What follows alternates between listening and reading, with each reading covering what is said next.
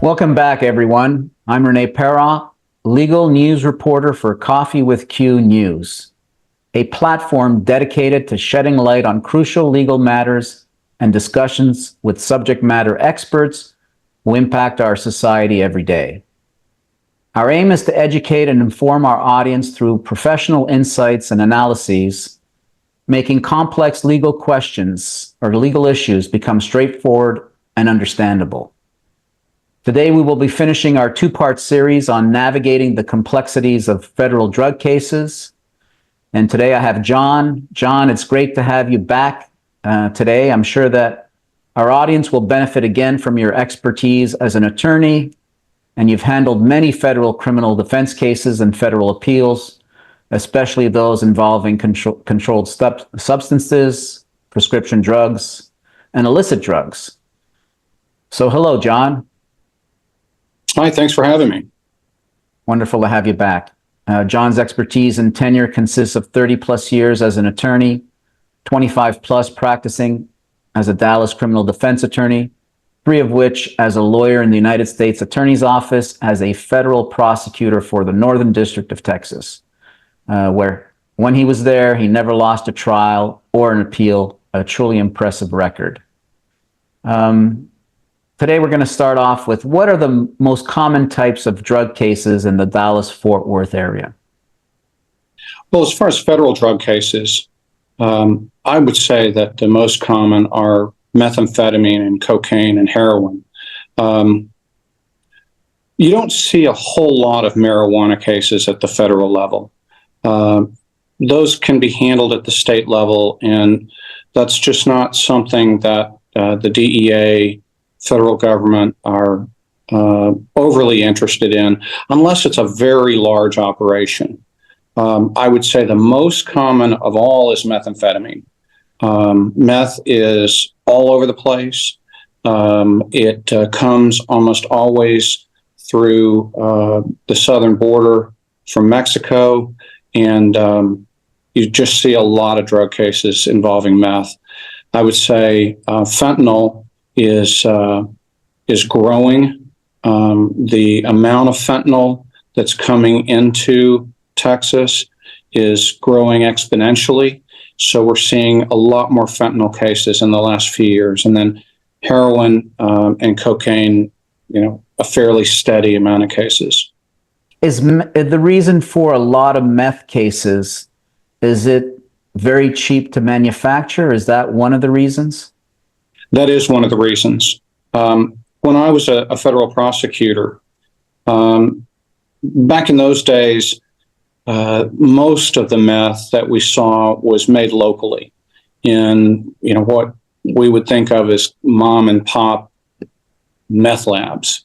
And they would use different methods to get pseudoephedrine from grocery or drug stores, and they would cook it up. And it was very low quality. It was hard for them to get the chemicals that they needed. And so there wasn't a lot of supply, and the quality was very low, and the prices were fairly high.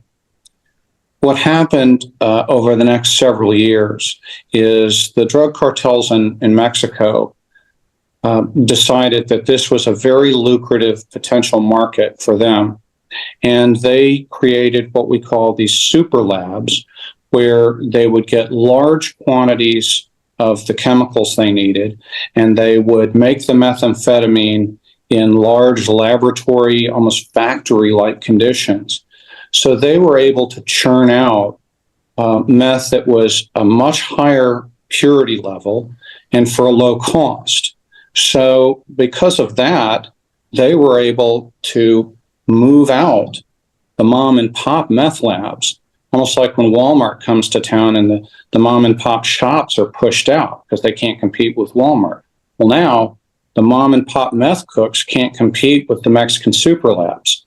So because of that, they were able to make a lot of meth and make it cheaply. And they got it up here, and apparently a lot of people like it when they take it, become addicted to it, and so there's a very high demand for it. So that's why I would say there's such a supply of meth. I think everyone in America has seen at least one episode of Breaking Bad, and I guess that's the reason they stopped producing that show, because of the super labs, maybe. Okay. Let's go to our next question. Go on, sorry. The mom and pop meth cooks were not like the chemistry professor in Breaking Bad. They were people who'd go steal Sudafed from the drugstore to make their we get it. Well, everything is changing so quickly.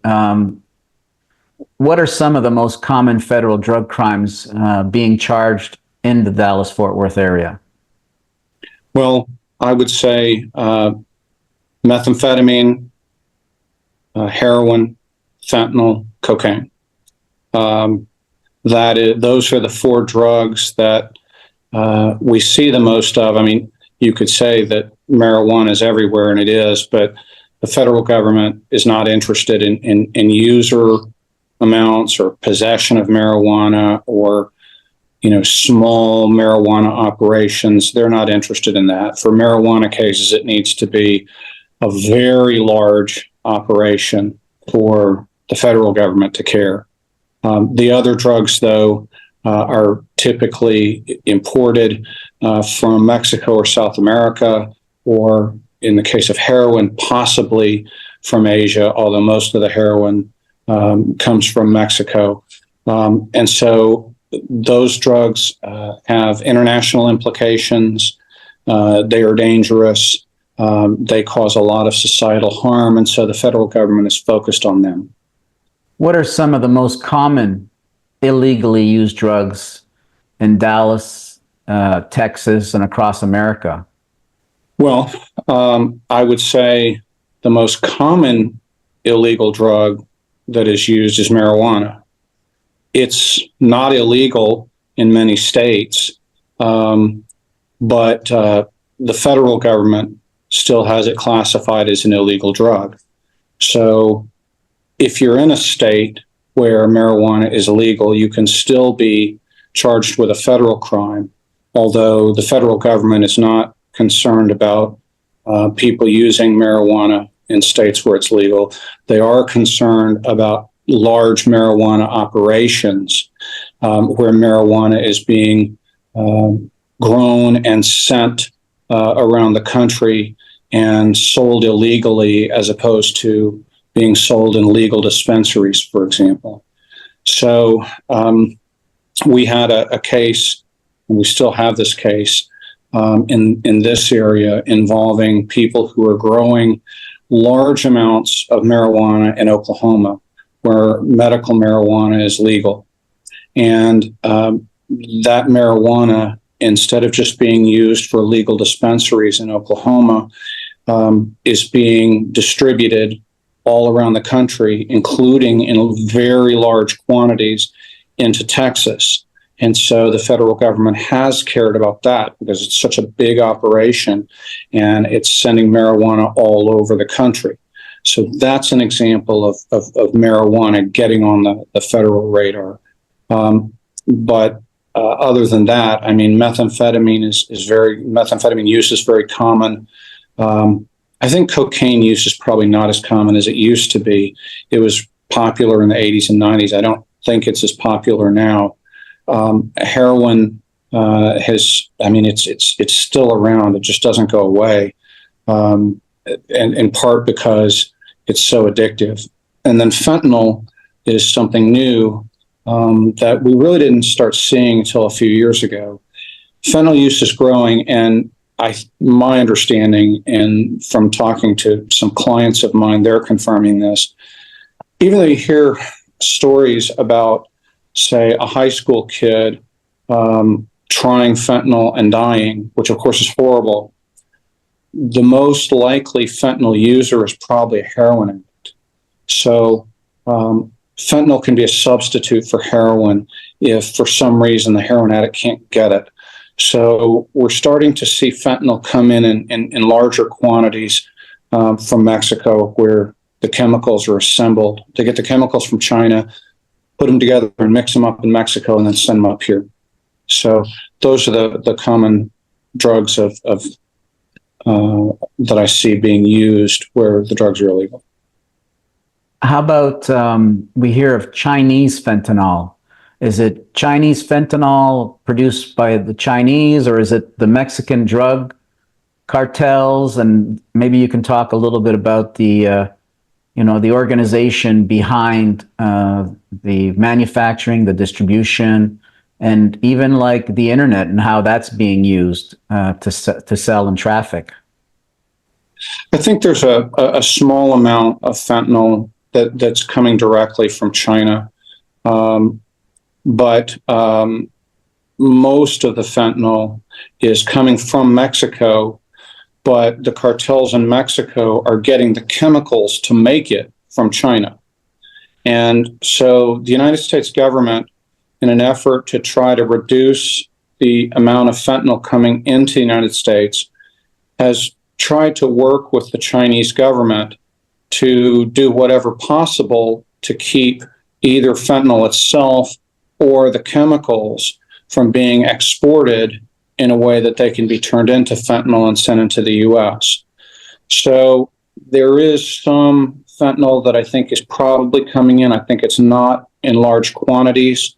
I think the bulk of the fentanyl we see is because Chinese chemical companies send the chemicals to Mexico. There are few restrictions that the Chinese government imposes on that. The chemicals themselves may be legal in China, and so there's not a lot of oversight. They send it to Mexico. The cartels then take the chemicals from China. They make them into fentanyl, and then they smuggle them across into the United States. How does drug-related crime and drug addiction go hand in hand? Well, illegal drugs are a product, and they're sold because people think that they can make a profit selling them. In order to be able to make a profit selling them, you need demand for the product. So what that means is there have to be people who are willing and able to buy the illegal drugs. To a large extent, especially with certain types of drugs, addiction is what is really fueling the demand. With marijuana, I don't think it's so much that people are addicted to it, but people just really like it and want to smoke it or use it in whatever way. And it's just a popular drug. But with certain other types of drugs, I think addiction really fuels that. So I want to give you three examples. One is methamphetamine. Meth is extremely addictive, and it's also extremely dangerous to your health. It can alter your lifestyle. It can change your physical appearance. Meth is a drug that most of the people who take it, I think, are addicted to it. You don't just go take meth, at a party on a weekend here and there. Meth users are typically hardcore meth users who want to keep chasing that high, and so they're constantly looking for more meth. There are just not a lot of casual meth users. So what that means is that the demand is going to be high and fairly constant for a supply of meth. And so that's why, because there's so many people who use it, that's why it's profitable and why so much comes up and is distributed here. There's a lot of people who want to pay for it. So the next one I want to mention is fentanyl. Fentanyl is an extremely powerful opiate. It can be used and sometimes is used in hospital settings as a painkiller, but it is also an opiate like heroin. And when heroin addicts have a hard time finding a good supply of heroin, or what they believe is good quality heroin, sometimes they may end up taking fentanyl as an alternative to heroin. And they may end up going back to heroin or taking more fentanyl. From what I understand, the experience that you get taking fentanyl is different from heroin. It doesn't, the fentanyl feeling doesn't last as long. It's more intense, but it's not a long-term feeling that the heroin addicts like. But still, if you're having trouble finding heroin, you might use fentanyl as an alternative, and then you might eventually decide that you like it, and then start taking the fentanyl more instead of the heroin. So that's an example where an addiction to heroin can fuel the demand for another drug, in this case, fentanyl. Fentanyl is now fairly easily available. It's cheap.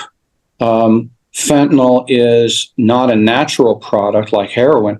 Heroin's based on poppies, so you have to grow the stuff. You have to grow it like a farmer. Fentanyl is just chemicals that are combined. So you don't have to worry if you're a producer, you don't have to worry about the weather and harvesting and things like that with fentanyl.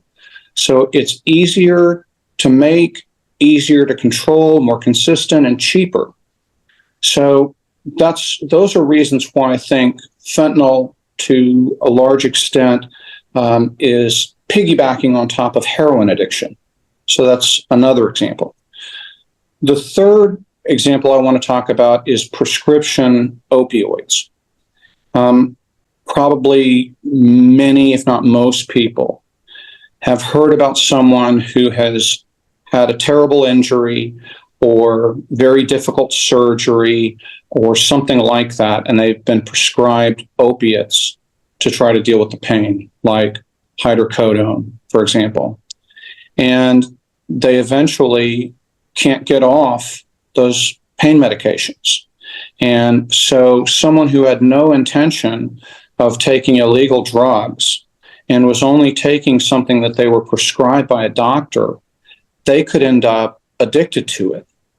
Well, at that point, they're probably going to be taking more and for longer than a doctor's going to prescribe it. So they have to go to illegal means to acquire the opioids that they want because of their addiction. So there's a situation where a person started taking drugs legally, developed an addiction, and then they have to go to illegal sources to find them. And so that's why we see a lot of doctors, especially in pain clinics, for example, that are unscrupulous, being willing to overprescribe these types of medications because there's a demand for it for people who are addicted to those prescription drugs. And some doctors are willing to overprescribe, and some pharmacies are willing to dispense them. So I've tried a couple of cases in the last few years about what are known as pill mills, where doctors and pharmacists and other people are working not necessarily in tandem, but they're doing things together that allow prescription drugs to get into the hands of people who are addicted. So that's a third type of example.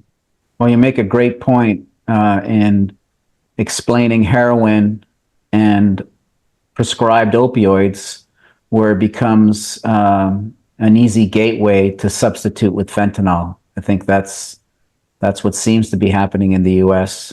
Not an expert, but it appears to be that way.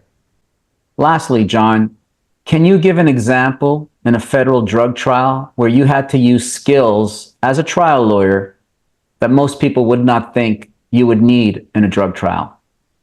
Sure.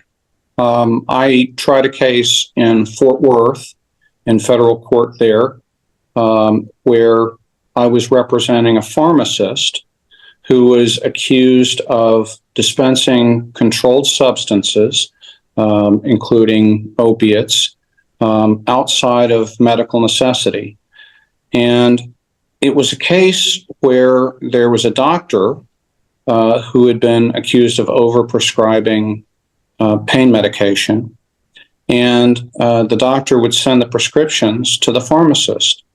And the pharmacist was filling prescriptions that had come from a licensed medical doctor, but he was accused of knowing or that he should have known that these prescriptions were not for legitimate medical purposes, and that instead that the medicine that he was filling prescriptions for was then being sold on the street. And the skill that I had to use, among others, it was reviewing lots and lots of documents and compiling the information together and putting it together in a way that the jury could understand. And I'm specifically talking about medical records and prescription records. And I had to take these records and put them together to show that my client was not doing anything abusive by filling these prescriptions. But to do it, I had to go through a lot of records and summarize them and put them into charts so that the jury could understand them. That's something that's more associated with financial crimes. In drug cases, you normally think, well, you're dealing with informants, cross-examining informants, you're dealing with videotapes and audio tapes of people talking, and you're dealing with wiretaps, and you're trying to show that maybe they're not talking about what you think they're talking about. But all the business records and business documents were more associated with financial crimes. I do financial crimes as well. And when I started my career as a lawyer, I was a civil lawyer, and I was dealing with business cases and complex business transactions all the time. So this was something that was not typical for a drug case, but I'm glad that I had a lot of experience in doing that so that I was able to take that information and convey it to the jury in an effective way.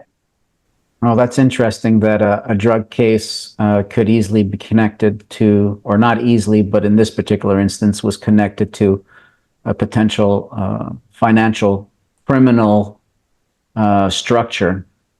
About John Helms and his law firm, John Helms has been an attorney for more than 30 years. Out of law school, John clerked for the federal chief judge of the Fifth Circuit Court of Appeals. That court is the second highest court in the land, just below the Supreme Court of the United States. It covers cases for Texas, Louisiana, and Mississippi. He's a former federal prosecutor for the Northern District of Texas, where he never lost a trial or an appeal.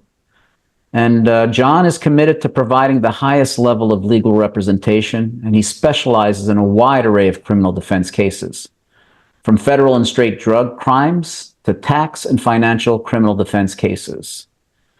You can reach John at 214-666-8010, or you can visit his website at www.johnhelms.attorney, and it's not .com, it's .attorney.